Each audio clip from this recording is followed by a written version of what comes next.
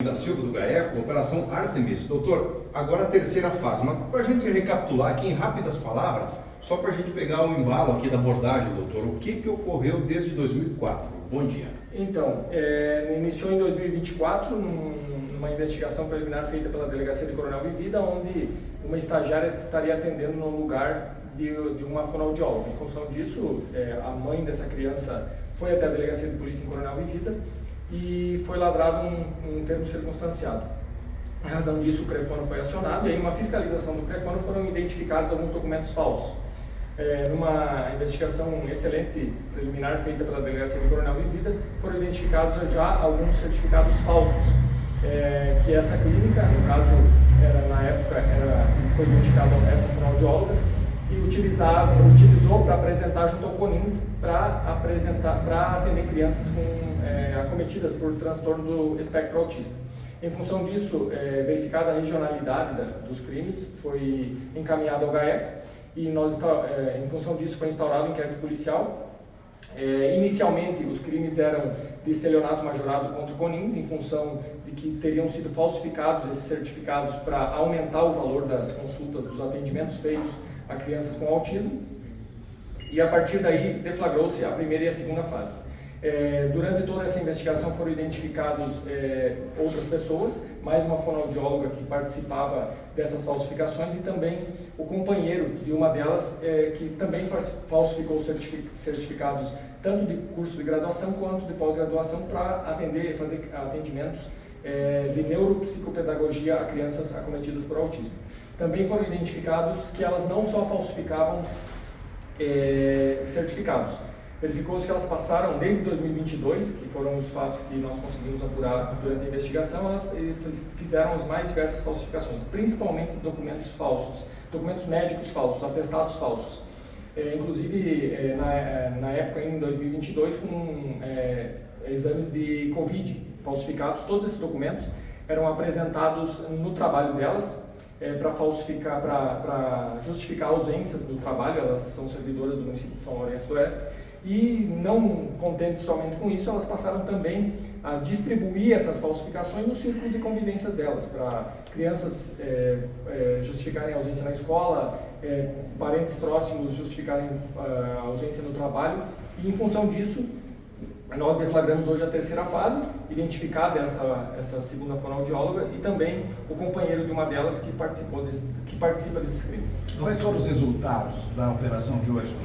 Então, assim como na primeira e na segunda fases, nós apreendemos equipamentos eletrônicos, documentos, nós identificamos também que elas mandavam fazer nas gráficas receituários médicos falsos, receituários médicos em branco, mandavam fazer carimbos de médicos, inclusive de outros estados. Elas procuravam na internet e falsificavam esses carimbos para falsificar esses atestados. Então hoje nós encontramos mais alguns atestados falsos, encontramos também carimbos desses médicos, que agora tudo isso será analisado para continuar a responsabilização delas em função dos crimes que praticaram. Tem sequestro de bens, doutor? Sim, foram determinados, assim como na segunda fase, a renovação no sequestro de R$300 mil nas contas bancárias das investigadas e também o arresto de 2 veículos.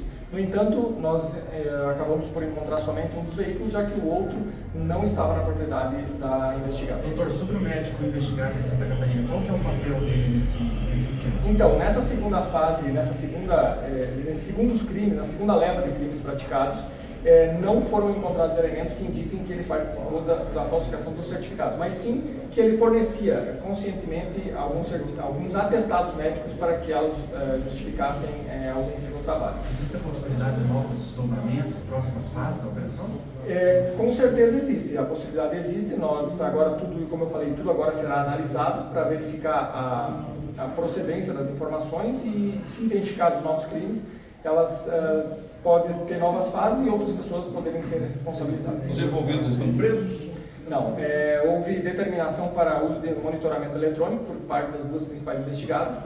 Uma coisa também que chamou a atenção na investigação é que durante esse tempo de 2022 para cá, elas chegaram a criar uma clínica, forjar uma clínica especialmente para praticar estelionato majorado em face do CONINS.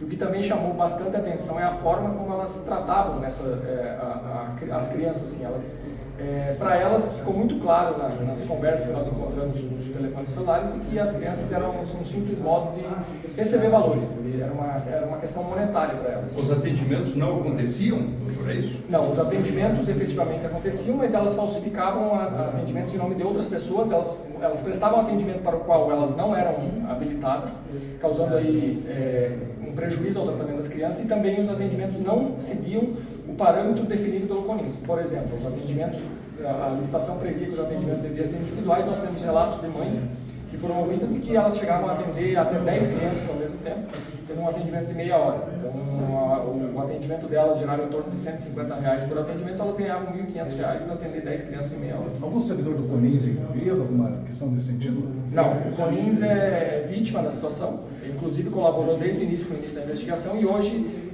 na segunda fase, já tivemos contratos, na primeira e segunda fase já tivemos determinação judicial para cessação de contratos, e mesmo após isso elas continuaram atendendo, o companheiro de uma delas continuou atendendo com base em certificados falsos, mesmo depois de 2 fases, e hoje então, em função disso, houve determinação judicial para também cessar esse contrato com esse companheiro de uma delas, que era um profissional credenciado na própria clínica dela.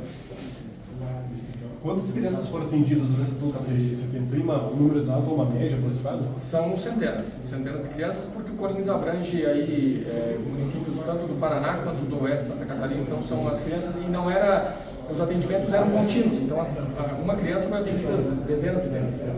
2 pessoas estão com tornozeleiras eletrônicas. São donas das clínicas? Qual é a função dessas pessoas que elas exerciam ali? São as 2 fonoaudiólogas que praticavam a falsificação dos documentos e a posterior utilização e a distribuição desses documentos falsos. Moradores aqui da região.